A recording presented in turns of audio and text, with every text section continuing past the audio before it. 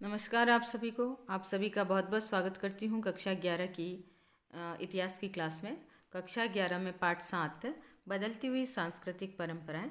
इस पाठ से संबंधित कुछ महत्वपूर्ण प्रश्न हैं जिसको हम इस वीडियो के माध्यम से समझने का प्रयास करेंगे। और ये प्रश्न आपके लिए आने वाली जो अर्धवार्षिक परीक्षा है और वार्षिक परीक्षा के लिए महत्वपूर्ण है।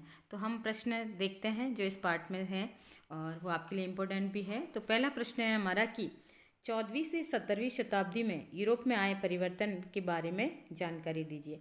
यानी पूछा गया समय है वो 14वीं से 17वीं शताब्दी के बीच यूरोप में क्या परिवर्तन आए हैं। तो हमारा जो उत्तर है देखिए कि 14वीं से 17वीं शताब्दी में यूरोप में निम्नलिखित परिवर्तन आए और जिसमें पहला क्या है देखिए, 14वीं से 17वीं शताब्दी के अंत तक यूरोप के अनेक नगरों में, अनेक देशों में जो है नगरों की संख्या बढ़ रही थी। अब यहाँ पर हमें ध्यान देना है कि यूरोप के अनेक देशों में नगरों की संख्या बढ़ रही थी, जिसमें इटली है वो महत्वपूर्ण था। ठीक है, इटली और उसके आसपास के कई क्षेत्रों के अंदर नगर संख्या है वो बढ़ रही थी और इस प्रकार से शहर विकसित हो रहे थे कि नगरीय संस्कृति वहाँ पर विकसित होती हुई दिखाई दे रही थी और गांवों की अपेक्षा नगर के लोग स्वयं को गांवों के लोगों की से अधिक सभ्य भी समझने लगे थे। अब नगरों के अंदर रहने वाले लोगों को ये जो है मन के अंदर ये अभिमान आ रहा था कि हम गांव वालों से ज़्यादा सभ्य है।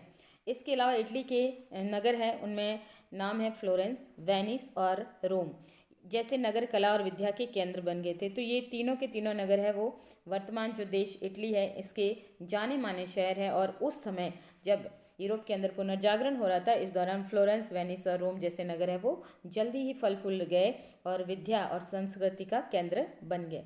नगरों को राजाओं और चर्च से थोड़ी बहुत स्वायत्ता मिली। स्वायत्ता से तात्पर्य है स्वतंत्रता, स्वतंत्रता जिसमें स्वयं फैसले लेने का अधिकार हो। तो ये इटली के जो नगर थे फ्लोरेंस, वेनिस और रोम, ये एक तरह से व्यापारिक नगरों के रूप में ये विकसित हो रहे थे और ऐसी स्थिति में यहाँ के शासकों ने और चर्च के जो है पादरी वगैरह, उन्होंने भी उनको स्वायत्ता या स्वतंत्रता दे रखी थी।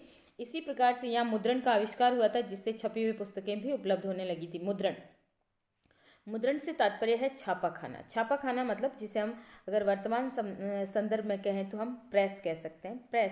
प्रेस से जो अखबार छप कर निकलते हैं, पत्र पत्रिकाएं छप के निकलती है, वो है जो है मुद्रण। ठीक है, उस दौरान वहाँ पर मुद्रण का आविष्कार हो गया था जिसके कारण पहले जो है पुस्तकें हाथों से लिखनी पड़ती थी और पांडुलिपियों के रूप में होती थी। लेकिन अब चूंकि मुद्रण का आविष्कार होने से छपी हुई पुस्तकें लोगों तक पहुँचने लगी थी और उन पुस्तकों से लोगों के अंदर ज्ञान की लालसा जागी और वो पढ़ने लगे थे, समझने लगे थे पुस्तकों को। इस प्रकार से ये भी जो है यूरोप के अंदर जो 14वीं से 17वीं शताब्दी के मध्य जो परिवर्तन आए थे उसमें ये सारी चीज़ें हैं वो महत्वपूर्ण रही।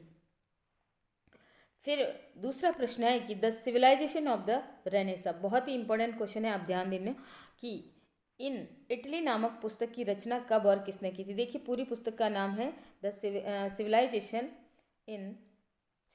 Of the Renaissance in Italy. इस पूरा पुस्तक का ये नाम है, आपको ये ध्यान रखना है। और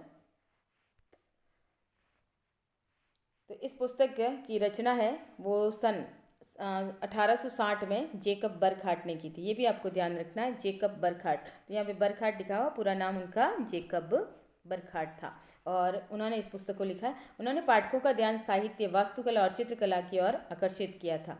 तो साहित्य, वास्तुकला अर्थात भवन निर्माण की कला और चित्रकला आप सभी जानते हैं, और साहित्य यानी पुस्तकें हैं। इसमें ये बताया कि 14वीं शताब्दी से 17वीं शताब्दी तक इटली के नगरों में किस प्रकार एक मानवतावादी संस्कृति है वो पनप रही थी। मानवतावादी संस्कृति यानी कि एक आधुनिक संस्कृति, ठीक है ना, आधुनिक संस्कृति जिसमें मनुष्य अपने लिए सुख की तलाश कर रहा था। इसके अलावा धर्म से परे हटकर वो सोच रहा था, यानी धर्म उसके साथ था लेकिन वो अंधविश्वासों वगैरह से वो मुक्ति पा रहा था। उसकी सोच है वो स्वयं को निखारने की थी, स्वयं को आगे लाने की थी। और इसके अलावा विभिन्न प्रकार की पुस्तकें, साहित्य, अलंकार, मानवशास्त्र, इतिहास, राजनीति, इन सब विषयों के बारे में भी वो ज्ञान है वो अर्जित कर रहा था। तो इस प्रकार से ये मानवतावादी संस्कृति इटली के नगरों में पनप रही थी। तो इसमें आपको यहाँ पे ये एक याद रखना है कि the civilisation of the Renaissance in Italy नामक पुस्तक की रचना है 1860 में जेकब बर्कहार्ट ने की थी। अब है मानवतावादी विचारधारा से आप क्या समझते हैं। देखिए वही क्वेश्चन वापस आ गया, मानवतावादी विचारधारा क्या है।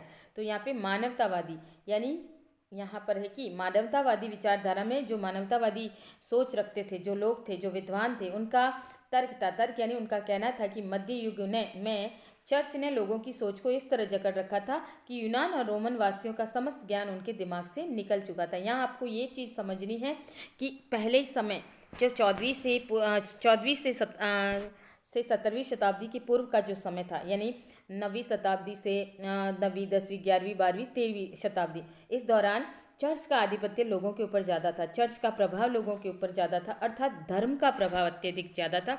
लोग धर्म के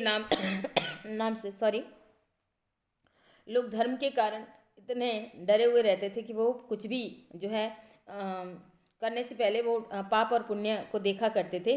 और इस प्रकार से कि यूनान और रोमन वासियों के कि जो यूनान की सभ्यता विश्व की एक जानी मानी सभ्यता, रोमन की सभ्यता या रोम की सभ्यता एक जानी मानी सभ्यता, लेकिन धर्म का प्रभाव लोगों के दिल और दिमाग पे इतना ज़्यादा छा गया था कि वो अपनी पुरानी संस्कृति, पुराना गौरव वो भी भूल चुके थे। और इस प्रकार से वो ईश्वरीय शक्ति में पूरी तरह से डूब गए थे, या कह सकते हैं कि उनका आचरण है वो पोप और पादरियों के अनुसार ही होता था।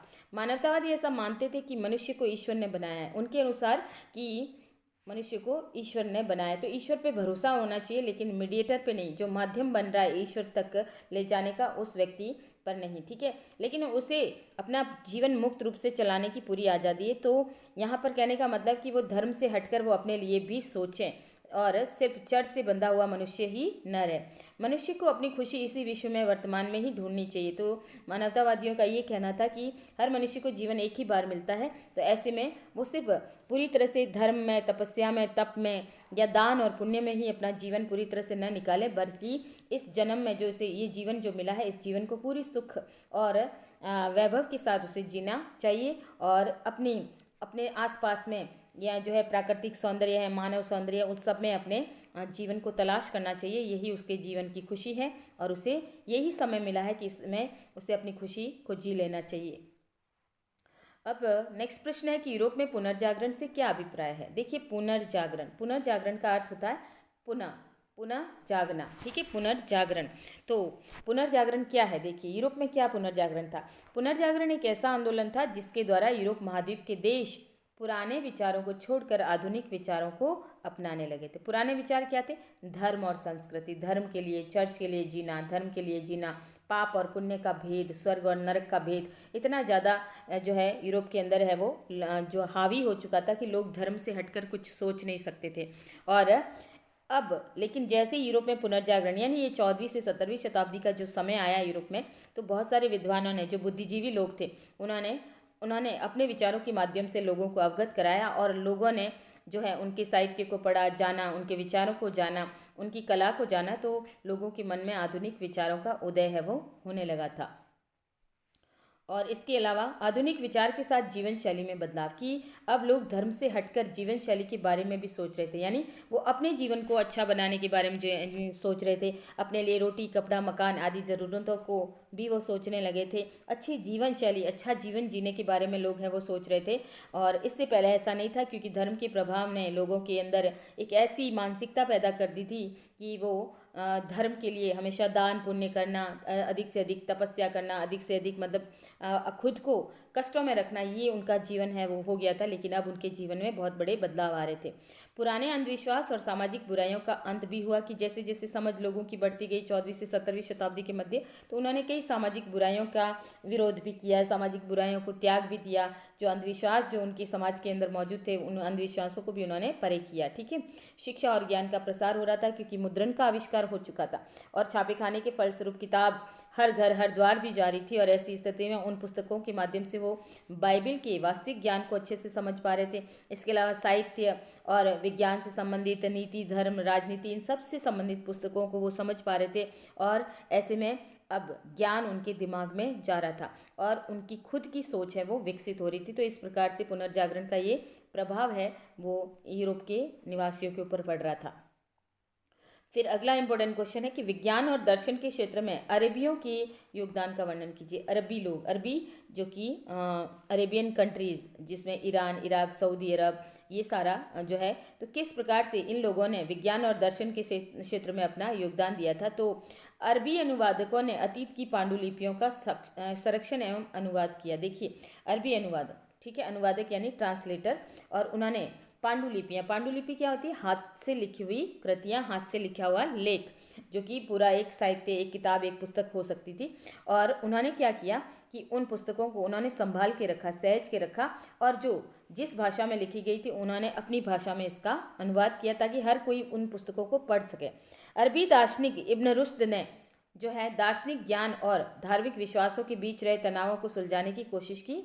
इब्न रुश्द, तो उन्होंने दार्शनिक ज्ञान यानी उसका तात्पर्य होता है आध्यात्मिक ज्ञान, ईश्वर से संबंधित ज्ञान, मोक्ष का ज्ञान, आत्मा का ज्ञान, जो है धर्म का ज्ञान, या फिर कह सकते हैं कि जो है स्वर्ग और नरक के बारे में जो ज्ञान है, जो भी है, तो ये आत्मा और परमात्मा का ज्ञान है। और धार्मिक विश्वासों के बीच की लोगों के मन में कई बार भ्रांति या भ्रम पैदा हो जाते तो अरबी दार्शनिक इब्न रुश्द ने अपनी पुस्तक के माध्यम से अपना ज्ञान है उन तलावों को, यानी मानव मन के भ्रमों को मिटाने की उन्होंने प्रयास किया है।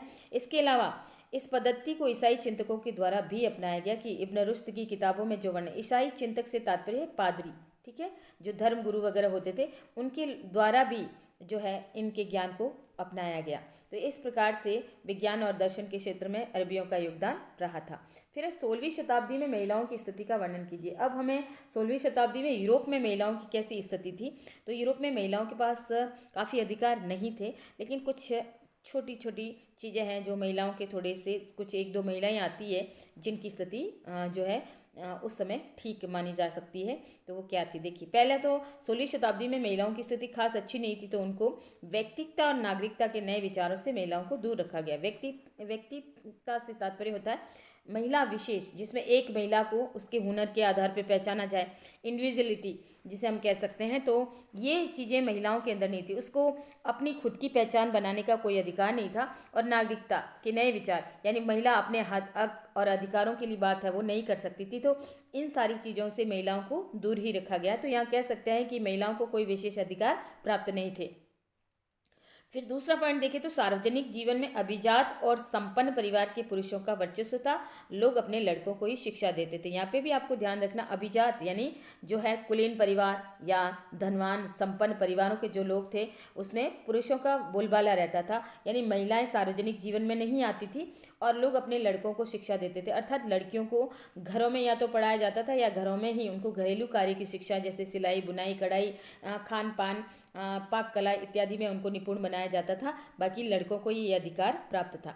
फिर है महिलाओं को कारोबार में परामर्श देने का अधिकार नहीं था, सम्भ्रांत वर्ग की महिलाएं वगैरह और अन्य घरों में भी महिलाओं को ये सब अधिकार नहीं था, अर्थात महिलाओं को घरेलू कामों तक ही सीमित रखा जाता था। लेकिन एक और बात है कि व्यापारी परिवार जो होते थे जिसमें पुरुष व्यापार करते थे और महिलाएं जैसे, तो उन दुकानों को चलाने का अधिकार था। तो कभी कभी वो जैसे होशियार महिलाएं वगैरह होती थी तो पति की उपस्थिति में वो स्वयं दुकानों को संभाल लेती थी, अपने कारोबार को है वो संभालने का प्रयास भी करती थी। तो ये व्यापारिक परिवार की महिलाओं को ये छूट मौजूद थी। इसके अलावा कभी कभी ऐसा भी होता था कि दहेज का प्रबंध न होने पर के कारण लड़कियों को ईसाई मठों में भिक्षुणी का जीवन बिताने के लिए भेज दिया जाता था। और इस काल में कुछ महिलाएं बौद्धिक रूप से बहुत रचनात्मक भी थी। तो ये एग्जाम्पल ऐसा मिलता है कि वहाँ पे भी दहेज प्रथा थी और कई बार महिलाएं मन के मुताबिक, पुरुषों के घर के मुताबिक है दहेज नहीं ला पाती थी। तो ऐसी स्थिति में पुरुष है उन्हें छोड़ सकते थे, तलाक दे सकते थे, लेकिन पुरुष तो जैसे दूसरा विवाह कर सकता था, लेकिन महिलाओं को जो है ईसाई मठों में भेज दिया जाता था जहाँ उसे भिक्षुणी या नन का जीवन जीने के लिए वहाँ पे रहना पड़ता था। तो उसका जीवन इस प्रकार से था। लेकिन कुछ बुद्धिजीवी महिलाएं भी यहाँ पर मौजूद थी जो उस समय जो है जिनका वर्चस्व जो रहा था, तो अस्तित्व रहा था। तो उसमें एक तो आती है वेनिस की निवासी, वेनिस जो कि इटली का एक सुंदर सा शहर वेनिस, उसमें एक स्त्री जिसका नाम था कसांद्रा फेदले, ठीक है, कसांद्रा फेदले, ये पूरा नाम है उनका, कसांद्रा फेदले, और जो कि बहुत ही बुद्धिजीवी महिला थी और ये लातिनी भाषा की विद्वान थी। लातिनी जो कि जो है यूरोप की प्राचीन भाषा है और विद्वान थी। उन्होंने कई रचनाएं लिखी थी और इसके अलावा ये वो विदुषी नारी थी, वो विदुषी स्त्री थी कि वहाँ पर उनको वहाँ के विश्वविद्यालय में आमंत्रित किया गया था, पादुआ विश्वविद्यालय, जहाँ पे उन्हें भाषण देने के लिए आमंत्रित किया गया था। इतना ज़्यादा उनका प्रभाव था। और उन्होंने ये भी कहा कि हर महिलाओं को ज़रूर पढ़ना चाहिए।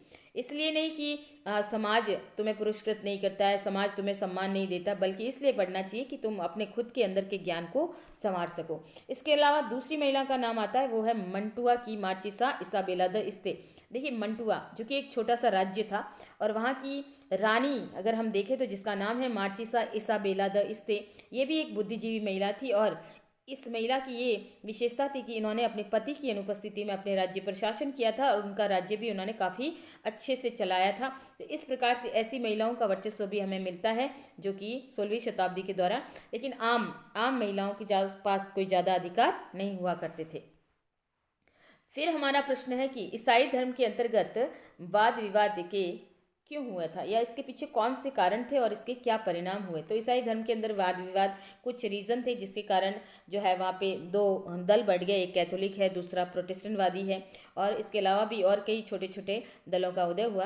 तो इसके अंदर वाद विवाद के कुछ कारण हम देखते हैं। देखिए कि उत्तरी यूरोप में मानवतावाद ने ईसाई चर्च के अनेक सदस्यों को आकर्षित किया। मानवतावाद एक नवीन संस्कृति जिसमें लोग हैं सुखवादी रवैयों को अपना रहे थे, जिसमें अनेक साहित्य, इतिहास, लिटरेचर, इन सब की पढ़ने पर भी ध्यान दिया जा रहा था, यानी धर्म के अलावा कुछ सोचा जा रहा था, जिसमें व्यक्ति का सर्वांगीण विकास हो। ठीक है, तो सर्वांगीण विकास है या वो जहाँ लोग हैं उस पर बल दे रहे थे, और इस प्रकार से उन्होंने चर्च के सदस्यों, ईसाई चर्च के अनेक लोगों को अपनी तरफ आकर्षित किया। उन्होंने ईसाइयों को अपने पुराने धर्म ग्रंथों में बताए गए तरीकों से धर्म का पालन करने का आह्वान किया। देखो जो है ईसाई धर्म की जो प्रमुख पुस्तक है वो बाइबिल है, और बाइबिल में जो है अब लोगों तक मुद्रण का आविष्कार होने से बाइबिल है वो घर घर पहुंच चुकी थी, यानी हर व्यक्ति के पास, पढ़े लिखे के पास बाइबिल हो सकती थी, और वो बाइबिल को स्वयं पढ़ने से उन्हें बाइबिल समझ में आ गई थी। और कई चीज़ें उनको ये भी समझ में आने लगी थी कि कुछ चीज़ें हैं उसके साथ समय के साथ है वो जोड़ दी गई थी, और उससे लोगों को भ्रमित किया जा रहा था। तो उन लोगों ने, जो मानवतावादी लोग थे, उन्होंने ईसाई पादरियों से ये कहा कि जो वास्तव में जो मौजूद है उसे ही वो पालन करवाया जाए, और साथ में आवश्यक अनावश्यक कर्मकांड, जो दिखावा है, अनावश्यक जो रीति रिवाज है, उनको त्यागने की बात है वो कही गई थी। मानव को एक मुक्त विवेकपूर्ण कर्ता माना गया कि उनके अनुसार कि मानव स्वयं अपने जीवन के फैसले ले सकता है, वो एक बुद्धिमान प्राणी है। मनुष्य को अपना जीवन मुक्त रूप से चलाने की पूरी स्वतंत्रता, अर्थात मनुष्य सिर्फ चर्च की कही हुई बातों पर नहीं चलेगा, बल्कि वो स्वयं बुद्धिमान है, तो ऐसे में वो अपने जीवन के फैसले स्वयं ले सकता है, और उसे धर्म का डर है वो न बताया जाए, और पाप और पुण्य का भेद है उसे बार बार न ऐसा करके उसे न डराया जाए।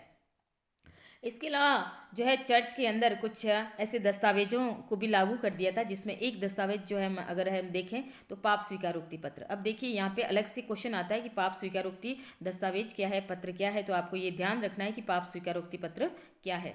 तो पाप स्वीकारोक्ति पत्र में ये आलोचना की गई थी कि बाइबिल, आलोचना की गई इस पत्र की आलोचना। अब ये क्या था कि ईसाई धर्म के अंदर चर्च के द्वारा जो है पाप स्वीकारोक्ति पत्र है वो जारी कर दिए गए थे, और इसके अंदर कि जो व्यक्ति जो जितना पाप करता है उसकी धनराशि है वो जो है चर्च के द्वारा है वो पहले से बंधा दी गई थी, और इसमें कि एक पत्र दे दिया जाता था, एक लिफाफा दे दिया जाता था जिसकी पहले से ही राशि ले ली जाती थी, और उसको देकर उसमें जो व्यक्ति पाप करता था वो अपने पाप का कन्फेशन कर सकता था, यानी पाप को स्वीकार करके वो वहाँ पे दे देता था। और इस प्रकार से जो है लोगों को अंदर ये बताया गया कि वो अपना पाप स्वीकार कर ले, और अगर धनराशि चर्च को भेंट कर दे तो उनका पाप से वो मुक्त हो जाएंगे, क्योंकि पादरी लोग जब ईश्वर से बात करेंगे तो वो उनके पापों के लिए क्षमा मांगेंगे। तो अब चूंकि बाइबल लोगों तक पहुंच चुकी थी और उन्होंने इस चीज़ की आलोचना की कि ऐसा कुछ नहीं हो सकता है, ठीक है ना, क्योंकि पाप अगर व्यक्ति करेगा तो पाप तो उसके कर्मों को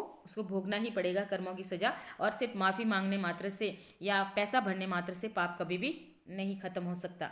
बाइबिल का स्थानीय भाषा में अनुवाद होने से लोगों को पता चला कि धन लूटने वाली प्रथा धर्म के अनुकूल नहीं है। तो लोगों को ये समझ में आ गया था कि ये पाप स्वीकारोक्ति पत्र क्या है, एक तरह से चर्च की तरफ से धन लूटने का एक तरीका है, और साधारण जनता पहले पढ़ी लिखी होती नहीं थी और चर्च की बातों में आके वो धन दे देती थी। लेकिन अब चूंकि लोग घर घर तक बाइबिल पहुंच गई थी और बाइबिल का अनुवाद भी स्थानीय भाषा में हो चुका है। स्थानीय भाषा जैसे इटालियन लैंग्वेज या फ्रांसीसी लैंग्वेज या फिर अंग्रेजी भाषा, इन सब भाषाओं में अलग अलग, जर्मन भाषा, तो इसके माध्यम से लोगों को अपनी अपनी भाषाओं में बाइबल को पढ़ने का सौभाग्य प्राप्त हुआ और उन्हें सच्चाई पता चल गई और उन्होंने इन चीज़ों का विरोध भी किया।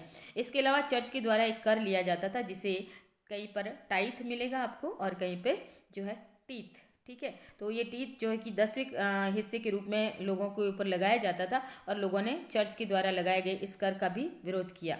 राजा भी चर्च द्वारा राज्य के कार्य में हस्तक्षेप से नाराज थे कि चर्च में पोप जो है वो जो है संपूर्ण यूरोप जगत का एक सार्वभौमिक शासक है वो बन चुका था और उसका वर्चस्व संपूर्ण यूरोप जगत में कायम हो चुका था। और ऐसी स्थिति में अब चर्च के माध्यम से जो है राजा के राज्य के राजकीय कार्यों में भी जब चर्च का हस्तक्षेप बढ़ने लगा तो ऐसी स्थिति में शासक भी नाराज होने लगे और वो भी चाहते थे कि पोप की जो है सत्ता है वो कमज़ोर पड़े और ये पादरी लोग हैं जो राजा के कार्यों में, राज कार्यों में उनसे जो है उनका हस्तक्षेप न करें। तो इस प्रकार से ऐसी कई गतिविधियां रही जिसके कारण चर्च के अंतर्गत वाद विवाद वाली स्थिति हो गई और वही मार्टिन लूथर जैसे व्यक्ति ने भी इसके अंदर सुधार की मांग रखी थी और पाप स्वीकारोक्ति पत्र और एक जो है कॉन्स्टेंटाइन का अनुदान पत्र जिसे कह सकते हैं, तो उसके अनुसार भी कि जो है बहुत सारी चीज़ें हैं वो जो है कॉन्स्टेंटाइन के अनुदान पत्र में ये माना गया था कि जो है चर्च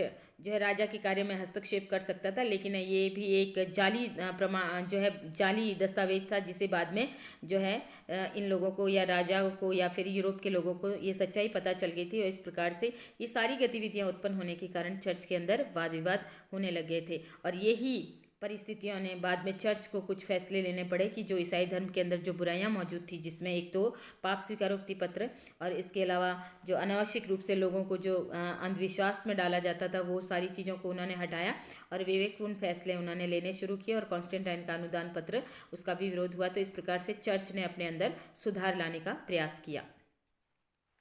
फिर नेक्स्ट प्रश्न है कि कोपरनिकस क्रांति क्या है। ठीक है, बहुत ही इंपॉर्टेंट क्वेश्चन है, डायरेक्टली 3 से 4 नंबर का प्रश्न आता है आपका कि कोपरनिकसीय क्रांति क्या है। तो ये कोपरनिकसीय क्रांति है, वो कोपरनिकस जो कि एक वैज्ञानिक थे उनके माध्यम से ये क्रांति हुई है या उनके माध्यम से कुछ उन्होंने बदलाव है वो दिखाने का प्रयास किया। देखिए, ईसाई ऐसा मानते थे कि पृथ्वी पापों से भरी हुई है। ठीक है, ईसाई धर्म के अंदर लोगों को यही बताया गया था कि पृथ्वी पापों से भरी हुई है और भारी है और वह अपनी पापों की अधिकता के कारण अर्थात भारी होने के कारण पृथ्वी वो एक ही जगह स्थिर है। लेकिन साइंस क्या कहती है? साइंस ये कहती है कि पृथ्वी जो है और अन्य ग्रह है वो सूर्य के चारों ओर है वो गति करते हैं, गति यानी घूर्णन करते हैं। ठीक है, इस प्रकार से घूर्णन करते हैं, ये तो है। लेकिन अगर आज वर्तमान में हम देखें तो जैसे ये सूर्य है और बाकी ग्रह है वो जो है सूर्य के जो है अर्ध वृत्ताकार, यानी अगर ये सूर्य है तो दूसरे ग्रह है वो जैसे पृथ्वी है, मंगल है, जो भी है, और इस प्रकार से जो है वो अलग अलग तरीके से है वो सभी पृथ्वी का घूर्णन करते हैं। ये कोपरनिकस ने ये बताने का प्रयास है वो किया था। और यहाँ पर शुरू में तो लोगों ने ये भ्रम डाल रखा था कि पृथ्वी पापों के कारण है वो भारी और एक ही जगह स्थिर है और बाकी ग्रह पृथ्वी के चारों ओर चक्कर लगाते हैं। पृथ्वी ब्रह्मांड के बीच में स्थिर है और उसके चारों ओर खगोलीय ग्रह है वो घूम रहे हैं। तो ये देखिए, ये भ्रांति वाली चीज़ें हैं वो चर्च ने लोगों को बता रखी थी और बाद में कोपरनिकस ने इसके बारे में लिख लिया। लेकिन कोपरनिकस ने ये घोषणा कर दी कि पृथ्वी समेत सारे ग्रह सूर्य के चारों ओर परिक्रमा करते हैं अर्थात घूर्णन करते हैं। कोपरनिकस एक निष्ठावान ईसाई थे और वह इस बात से डरे हुए थे कि उनकी इस नई खोज से परंपरावादी ईसाई धर्म अधिकारी उनका विरोध करेंगे। तो कोपरनिकस को ये सारी बातें पता चल गई थी या उनकी वैज्ञानिक दृष्टिकोण के आधार पर उन्हें सच्चाई तो पता चल गई थी कि अब तक जो पृथ्वी के भारी और पापी होने का, जो कि पृथ्वी एक ही जगह स्थिर और बाकी ग्रह पृथ्वी के चारों ओर चक्कर लगाते हैं, ये चीज़ें उन्हें समझ में आ गई थी। लेकिन वो डायरेक्टली इसके बारे में सामने नहीं आ पाए क्योंकि उन्हें डर था कि चर्च के धर्माधिकारियों के द्वारा उनको सज़ा दे दी जाएगी या उनको मौत के घाट उतार दिया जाएगा। क्योंकि उस समय अगर कोई भी व्यक्ति चर्च का विरोध करता हुआ प्रतीत होता था या चर्च की बात काटता हुआ प्रतीत होता था तो चर्च के माध्यम से उनको सजाए मौत है वो अक्सर दे दी जाती थी। तो यहाँ पे कोपरनिकस भी जो है इसके कारण डर गए थे और उन्होंने जो है अपनी बात है वो नहीं मतलब बाहर नहीं लाई थी। सिर्फ उन्होंने अपनी एक कृति लिखी थी, पांडुलिपि, और जिसका नाम था रिवोल्यूनिबस, ठीक है। ये प्रकाशित नहीं करवा पाए थे। जब वो मरणासन थे तो उन्होंने ये अपनी पांडुलिपि जो है अपने जीवन के अंतिम दिनों में उन्होंने ये पांडुलिपि अपने अनुयायी अर्थात उनका शिष्य था जिसका नाम था जोसिम रेटिकस, उसको ये जो है सौंप दी थी। और कोपरनिकस की मृत्यु हुई तो जोसिम रेटिकस ने ये उनकी पुस्तक है द रिवोल्यूनिबस वो उन्हें प्रकाशित करवाई। वर्षों के बाद में अन्य खगोल शास्त्रियों ने भी इस बात को साबित किया जिसमें कि कोपरनिकस की खोज है वो सही थी, जिसमें एक तो जोहानेस केपलर, ठीक है, जोहानेस केपलर, और उन्होंने भी जो है कोपरनिकस की बात को सही माना क्योंकि उन्होंने क्रास्मोग्राफिकल मिस्ट्री नामक पुस्तक लिखी। इसके बाद अन्य वैज्ञानिक भी आ गए जिसमें गैलीलियो गैलीली है और आइजैक न्यूटन है। तो ऐसे लोगों ने फिर अलग अलग सिद्धांत अपने दिए। तो इस प्रकार से जो कोपरनिकस ने जो पृथ्वी के चारों ओर सूर्य के चारों ओर जो ब्रह्मांड का जो बताया था, ज्ञान बताया था, वो लोगों की नज़र में या लोगों को समझ में आने लगा था कि अब तक हमें गलत ढंग से बताया जा रहा था, लेकिन अब उनको ये सच्चाई है वो सामने लगी। तो इस कोपरनिकस के माध्यम से जो वैज्ञानिक खोजें हुई थी और उन्होंने जो एक नया सिद्धांत दिया था कि पृथ्वी समेत समस्त ग्रह है वो सूर्य के चारों तरफ है वो घूर्णन करते हैं, ये बात जब खोज साबित हो गई तो इसे कोपरनिकस की क्रांति है वो कहा जाता है। फिर नेक्स्ट प्रश्न है कि मार्टिन लूथर कौन था, उसने पोप के विरुद्ध विद्रोह क्यों किया था। ठीक है, मार्टिन लूथर जो कि जर्मनी भिक्षुक था एक, और उन्होंने पोप के विरुद्ध विद्रोह क्यों किया था, तो ये कि मार्टिन लूथर एक युवा जर्मन भिक्षु था। भिक्षु यानी मॉन्क या एक तरह से कह सकते हैं साधु। उसने ईसाई धर्म में सुधारात्मक आंदोलन चलाया और चर्च के विरुद्ध अभियान छेड़ा। तो वही मार्टिन लूथर को भी नाराजगी थी क्योंकि चर्च के अंदर कुछ बुराइयां मौजूद थी, जैसे एक तो पाप स्वीकारोक्ति पत्र जिसमें पाप के आधार पर पैसा दे देना और जिसमें पाप हट जाएगा। दूसरा कॉन्स्टेंटाइन का अनुदान पत्र, फिर लोगों से विभिन्न प्रकार के कर मौजूद कर लिए जाते थे। फिर पादरी लोगों का जीवन है वो काफ़ी सुख और साधनों से भरा हुआ था। ये सारी चीज़ें हैं वो मार्टिन लूथर को थोड़ी अजीब लगी और उन्होंने उसका जो है विरोध किया और वो चाहते थे कि चर्च के अंदर ये बुराई है वो समाप्त कर दी जाए। मार्टिन लूथर ने दलील दी थी कि मनुष्य को ईश्वर से संपर्क साधने के लिए पादरी की आवश्यकता नहीं है। और यहाँ पे कि जो लोग पाप स्वीकारोक्ति पत्र भरते थे और उसमें पादरी लोग ये कहते थे कि हम तुम्हारे पापों के लिए ईश्वर को कहेंगे और वो तुम्हारे पाप है वो क्षमा कर दे, और इसके लिए वो धनराशि भी बहुत वसूलते थे। तो इस प्रकार से जब मार्टिन लूथर ने ये स्थितियाँ देखी तो उन्होंने अपने अनुयायियों को आदेश दिया कि वह ईश्वर में यहाँ की कि पादरी कोई मीडिएटर है वो जो है ईश्वर से आपके पाप क्षमा नहीं करवा सकता, बल्कि मनुष्य को स्वयं को ईश्वर पे भरोसा होना चाहिए और तभी ईश्वर आपके किए गए पापों को माफ़ करेंगे और जीवन में सही कर्म सही दिशा का होना आवश्यक है। ये मार्टिन लूथर ने लोगों को कहा और एक आधुनिक सोच है उन्होंने लोगों को दी, और केवल उनके अनुसार कि केवल उनका विश्वास ही उन्हें एक सम्यक जीवन की तरफ ले जा सकता है। सम्यक यानी संतुलित जीवन, यानी सही गलत के बारे में उनको रास्ता सुझा सकता है। तो ईश्वर पे भरोसा रखना है, लेकिन किसी मीडिएटर किसी मध्यस्थ की ज़रूरत नहीं है, क्योंकि मध्यस्थ बरगलाएगा, मध्यस्थ तुम्हें भ्रमित कर सकता है। तो स्वयं मनुष्य के ईश्वर पे सच्चा विश्वास है वो करना चाहिए, और ईश्वर का सच्चा विश्वास ही व्यक्ति को स्वर्ग या मोक्ष का रास्ता है वो दिला सकता है। इस आंदोलन को प्रोटेस्टेंट सुधारवाद का नाम दिया गया, जिसके कारण जर्मनी और स्विट्जरलैंड के चर्च ने पोप के कैथोलिक चर्च से अपने संबंध समाप्त किया। ये तो यहाँ पे ध्यान रखना, एक छोटा क्वेश्चन भी बनता है कि जर्मनी और स्विट्जरलैंड के चर्च ने पोप यानी इटली के पोप या रोम के पोप के साथ अपने संबंध है वो समाप्त कर दिए, अर्थात उन्होंने उनके अनुसार कि वो कैथोलिक चर्च के साथ संबंध नहीं रखेंगे। तो यहाँ पे ये याद रखना है कि ईसाई धर्म की दो शाखाएं, एक तो कैथोलिक शाखा और दूसरी प्रोटेस्टेंटवादी, जिसको मार्टिन लूथर ने बनाया था। ये परंपरावादी पुरानी शाखा है। आज विश्व के अंदर जितने मोस्ट ऑफ धर्म के लोग वो मानते हैं या जाने जाते हैं वो कैथोलिक चर्च के लोग हैं। इसके अलावा दूसरी शाखा जो है मार्टिन लूथर की प्रोटेस्टेंटवादी शाखा है। व्यापारियों के समर्थन मिलने के कारण सुधारकों की लोकप्रियता शहरों में अधिक थी, जबकि ग्रामीण इलाकों में कैथोलिक चर्च का प्रभाव बरकरार रहा। तो वही पुरानी शाखा परंपरावादी शाखा है वो गाँवों में चलती रही, लेकिन वहीं जो लोग सोच जिनकी आधुनिक हो चुकी थी और व्यापारी लोगों को भी चर्च के अंदर की जो बुराइयां वगैरह समझ में आ रही थी, तो उन्होंने सुधारकों का साथ दिया। इस प्रकार से मार्टिन लूथर ने भी जो है पोप के विरुद्ध है वो अभियान छेड़ा था या विद्रोह किया था। तो इसका एक रीज़न था कि चर्च के अंदर व्याप्त बुराइयों को समाप्त किया जाए। फिर है मुद्रित पुस्तकें उपलब्ध होने के क्या लाभ थे। मुद्रित पुस्तक यानी छपी हुई पुस्तक। हस्तलिखित पुस्तक को बनाने में काफ़ी समय लगता था। कहते हैं कि एक बाइबिल को उस समय लिखने में पांडुलिपि के रूप में या हाथों से लिखने में 1 से 1.5 साल का समय लगता था। तो एक ही पुस्तक रची जाती थी, लेकिन अब चूंकि छापे खाने का आविष्कार हो चुका था, मुद्रण का आविष्कार हो चुका था, जिसके कारण पुस्तक है वो जल्दी छप जाती थी। लेकिन छपाई तकनीक आने के बाद से कम समय में किताब की कई प्रतियां यानी कई प्रकार की कई पुस्तकें बहुत ज़्यादा छापी जाने लगी थी। प्रतियां यानी कॉपियाँ। मुद्रित पुस्तकों को आसानी से खरीदा जाने लगा था। अब छात्रों को केवल अध्यापकों के व्याख्यान से बने नोट पर निर्भर नहीं रहना पड़ता था। पहले तो क्या होता था, विद्यालय में भी अध्यापक के पास ही एक पांडुलिपि होती थी, वही अक्सर वो बोलते थे और छात्र स्वयं लिखने की कोशिश करते थे। लेकिन अब घर घर पुस्तक हो गई थी। हर विद्यार्थी के पास है वो पुस्तक होने के कारण वो आसानी से उसे पढ़ सकता था, उसे स्वयं भी समझ सकता था। अब विचार, मत और जानकारी पहले की अपेक्षा तेजी से प्रसारित होने लगी, अर्थात लोगों तक ज्ञान है वो बढ़ने लगा था। नए विचारों को बढ़ावा देने वाली एक मुद्रित पुस्तक सैकड़ों पाठकों के पास बहुत जल्दी पहुंच सकती थी।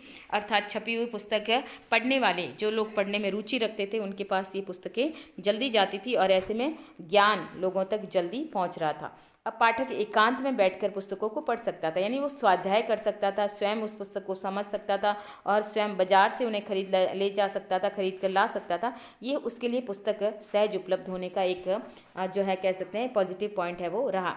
ऐसे में लोगों को पढ़ने की आदत का भी विकास हुआ। उस दौरान पढ़ाई लिखाई जो है शुरुआत के दौर पे चल रही थी, तो लोगों में जब पुस्तकें लोगों तक पहुंचने लगी तो लोग पढ़ने लिखे भी लगे थे और पढ़ने की आदत भी बढ़ी। मुद्रित पुस्तकों में चित्र से लोगों को विभिन्न देशों की वास्तुकला के बारे में भी जानकारी प्राप्त होने लगी। मुद्रित पुस्तकों को रोचक बनाया जाता था, सुंदर बनाया जाता था, ताकि लोग उन्हें अधिक से अधिक खरीदें, अधिक से अधिक जानें और उनका ज्ञान है वो हासिल हो। ऐसे में लोगों उसके अंदर कई प्रकार के फ़ोटोज़ डाले जाते थे, पिक्चर्स डाली जाती थी, वास्तुकला, भवन, देशों की संस्कृतियाँ, इसके अलावा विभिन्न प्राकृतिक दृश्य। तो लोगों को विभिन्न देश विदेश की जानकारी भी उनको प्राप्त होती थी, वहाँ की भवन निर्माण कला, वहाँ की संस्कृतियों के बारे में भी ज्ञान मिलता था। तो इस प्रकार से छपी हुई पुस्तकों के माध्यम से लोगों को बहुत सारे लाभ है वो होने लगे थे। फिर है फ्लोरेंस, जो कि इटली का एक सुंदर सा शहर था फ्लोरेंस, और कहते हैं फ्लोरेंस की प्रसिद्धि में 2 लोगों का हाथ था। तो वो यहाँ पे प्रश्न है कि किन 2 लोगों का हाथ था, तो दो लोग हैं, एक तो दांते अलिगई हरी और दूसरा है जोटो। ठीक है, दोनों ही महान विद्वान थे और दोनों ने ही शुरुआती दौर में फ्लोरेंस नगर को जो है फेमस किया था। अब है यथार्थवाद से क्या अभिप्राय। यथार्थवाद नाम से ही पता चलता है वास्तविक या सत्य जो हमारे सामने है, और जो रियलिटी, उस वास्तविकता को ही यथार्थवाद कहते हैं। शरीर विज्ञान, रेखा गणित, भौतिकी और सौंदर्य की उत्कृष्ट भावना ने इतालवी कला को नया रूप दिया। देखिए, अब मनुष्य धर्म से हटकर शरीर विज्ञान के बारे में, शरीर विज्ञान, जीव विज्ञान, ये सब हम समझ सकते हैं। तो मनुष्य ने अब विज्ञान को पढ़ना शुरू किया। इसके अलावा गणित के क्षेत्र में भी उसने ज्ञान हासिल करना शुरू किया। भौतिकी, भौतिक विज्ञान और सौंदर्य यानी कला, चाहे वो चित्रकला हो, चाहे मूर्ति कला हो या वास्तुकला, इन कलाओं की भावनाएं लोगों के अंदर विकसित होने लगी। और इसके कारण जो विद्वान इन कलाओं में रुचि रखते थे, जो वैज्ञानिक दृष्टिकोण वाले लोग थे, जो गणितीय दृष्टिकोण वाले लोग थे, उन लोगों ने, और जो चित्रकला, मूर्तिकला, वास्तुकला, इनमें जानकारी रखने वाले लोग थे, उन्होंने अब नए तरीके से सृष्टि को समझने का अभिप्राय दिया। और इस प्रकार से इतालवी कला को एक नया रूप मिला कि इटली के अंदर नई कलाओं का जन्म हुआ, चाहे वो चित्रकला, मूर्तिकला या विभिन्न प्रकार की मानवतावादी पुस्तकें या साहित्य या जो है विषय रहे होंगे। इससे बाद में यथार्थवाद यानी जो वास्तविकता है, धर्म से हटकर जो रियलिटी है, चाहे वो विज्ञान हो, अलंकार हो, व्याकरण हो, ये सारी चीज़ों को समझने पर बल दिया गया, क्योंकि इसी से व्यक्ति का सर्वांगीण विकास हो सकता है। यथार्थवाद की ये परंपरा 19वीं शताब्दी तक चलती रही। आज भी हम यथार्थवादी संस्कृति और आधुनिकता, जो हमारी सोच है वो दिन ब दिन है, वो समय के साथ है वो बदलती रहती है। तो इस प्रकार से जो है यथार्थवाद, यही जो है पुनर्जागरण काल के दौरान यूरोप में भी ये एक नई संस्कृति, ये यथार्थवाद है, वहाँ पे पनपा था। फिर रेनेसा व्यक्ति किसे कहते हैं, ये शब्द का प्रयोग किसके लिए किया जाता है। देखिए, नाम से रेनेसा यानी जागा हुआ व्यक्ति। ठीक है, एक ऐसा व्यक्ति जो जाग चुका है, एक ऐसा व्यक्ति जो अनेक चीज़ों का ज्ञाता हो सकता है, उसे रेनेसा व्यक्ति कहा जाता है। तो रेनेसा व्यक्ति से तात्पर्य, रेनेसा जो है ये लातिनी भाषा का शब्द है और जिसका अर्थ होता है पुनर्जागरण। ठीक है, और जिसका प्रयोग प्राय उस मनुष्य के लिए किया जाता था जिसकी अनेक रुचियाँ, अर्थात एक व्यक्ति जिसके अंदर खूब सारी अच्छी हैबिट्स हो, जानकारी उसके अंदर हो और उसके हुनर उसे जिसमें उसे महारत हासिल हो। महारत यानी वो उस हर हुनर में वो काबिल हो, ठीक है ना। महारत से मतलब काबिलियत। पुनर्जागरण काल में अनेक महान विद्वान हुए या लोग हुए जो अनेक रुचियां रखते थे और कई कलाओं में कुशल थे। तो उन लोगों को जो है रेनेसा व्यक्ति कहा जाता था। जैसे एक व्यक्ति विद्वान हो सकता है, एक व्यक्ति कूटनीतिज्ञ हो सकता है, एक व्यक्ति धर्मशास्त्रज्ञ भी हो सकता है और एक कलाकार भी हो सकता है। यानी एक व्यक्ति के अंदर ये सारी खूबियाँ हो सकती, तो वो ऐसा व्यक्ति ही रेनेसा व्यक्ति। तो आज भी ऐसे कई लोग हैं जो अनेक कलाओं में प्रवीण होते हैं, अनेक कलाओं में कुशल होते हैं। कि कुछ लोग पढ़ने में बहुत अच्छे होते हैं, उनके साथ साथ उनकी पेंटिंग्स भी अच्छी होती है और वो अच्छे कूटनीतिज्ञ भी होते हैं, उनको धर्म और संस्कृति का भी अच्छा ज्ञान होता है। तो ऐसे व्यक्तियों को उस समय यूरोप के अंदर है वो रेनेसा व्यक्ति की संज्ञा या उपाधि दी गई। अब नेक्स्ट क्वेश्चन है हमारा, है तो एक ही नंबर का क्वेश्चन आता है मोस्ट ऑफ। न्यू टेस्टामेंट क्या है? देखिए बाइबल के दो भाग है, एक ओल्ड टेस्टामेंट, एक न्यू टेस्टामेंट, ठीक है। ओल्ड टेस्टामेंट में क्या है, ईसा मसीह के जन्म की पूर्व की जो है घटनाओं का वर्णन है वो ओल्ड टेस्टामेंट के अंदर मिलता है। और न्यू टेस्टामेंट में ईसा मसीह के जन्म के बाद का घटनाक्रम है। तो इसमें कि यह बाइबल का वह खंड है, ठीक है ना, जिसमें ईसा मसीह का जीवन चरित्र, धर्म उपदेश और प्रारंभिक अनुयायियों का उल्लेख है। अर्थात जो है न्यू टेस्टामेंट ईसा मसीह के जन्म के बाद का घटनाक्रम है, जिसमें उनका जीवन चरित्र, उनके धर्म उपदेश, उनकी शिक्षाएं और उनके अनुयायी अर्थात उनके शिष्य वगैरह कौन थे, तो उनका वर्णन है वो न्यू टेस्टामेंट के अंदर मिलता है। फिर नेक्स्ट क्वेश्चन है हमारा कि द पाइटा, इंपॉर्टेंट है, एक ही नंबर का आता है क्वेश्चन।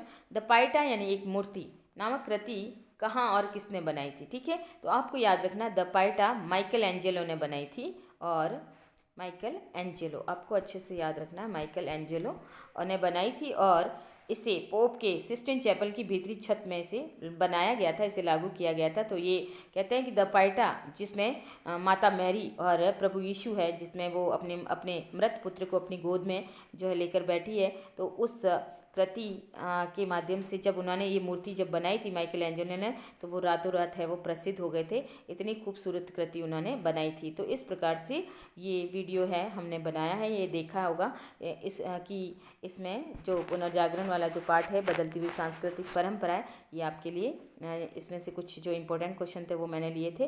और आशा भी करती हूँ कि ये प्रश्न आपके लिए अर्धवार्षिक परीक्षा के लिए आपके लिए और वार्षिक परीक्षा में भी आपके लिए महत्वपूर्ण रहेंगे। और साथ में आपसे निवेदन है कि आप मेरे चैनल को लाइक कीजिए, शेयर कीजिए, सब्सक्राइब कीजिए और अपने साथियों, अपने मित्रों को भी बताइए। धन्यवाद आपका और बहुत बहुत धन्यवाद और थैंक यू वेरी मच।